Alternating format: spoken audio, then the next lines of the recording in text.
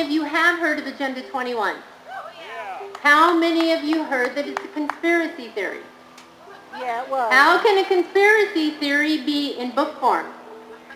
This is the United Nations Agenda 21 Earth Summit from 1992 document from the United Nations. Now, I wanted to just bring light to one thing here, and that is in our cities, in Paso Robles and in Tuscadero. Does everybody realize that we are now going through the process of having climate action plans? Yes. Has everybody heard that? Yes. All right, so in Tuscadero, your planning commission has been going through it diligently, measure by measure, 5 pages, everything from energy, transportation, water, solid waste, tree and open space. They are doing their best by what they've been given. Also, Paso Robles had a joint meeting, and the Planning Commission and the City Council also went through theirs. They went through rather quickly. Unfortunately, there aren't a lot of people that are showing up at these meetings to talk in public comment and to make their concerns known about what is going on with these measures. Please get informed. You can't just go up there and start talking without knowing what you're talking about. But bottom line is, I have some flyers, but not a lot.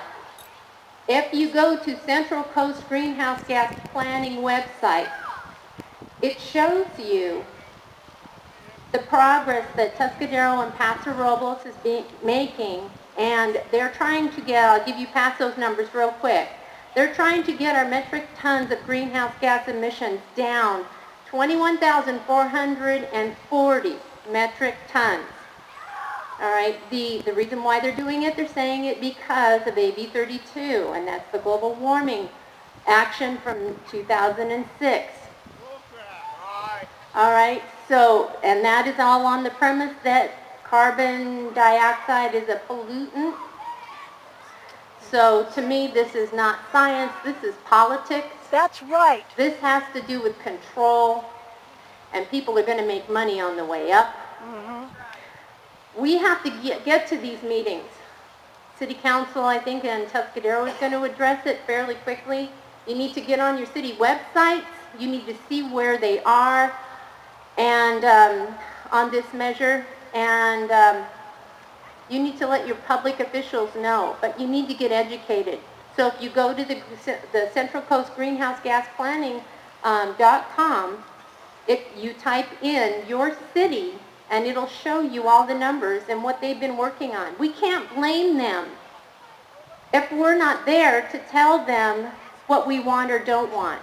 Yeah. And so I encourage, if everybody showed up that is sitting here in their own cities, it would send a message. They would be able to know our concerns. And I tell you, I think, let's see, Flo County has already done their climate action plan.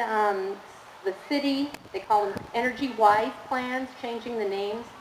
These are all the same, people. And this is just, it looks like it's so onerous and so difficult for them to do, but this is just the beginning. These are the easy steps. It's going to get harder from now on, and then we're going to kick ourselves for not stepping up and saying something.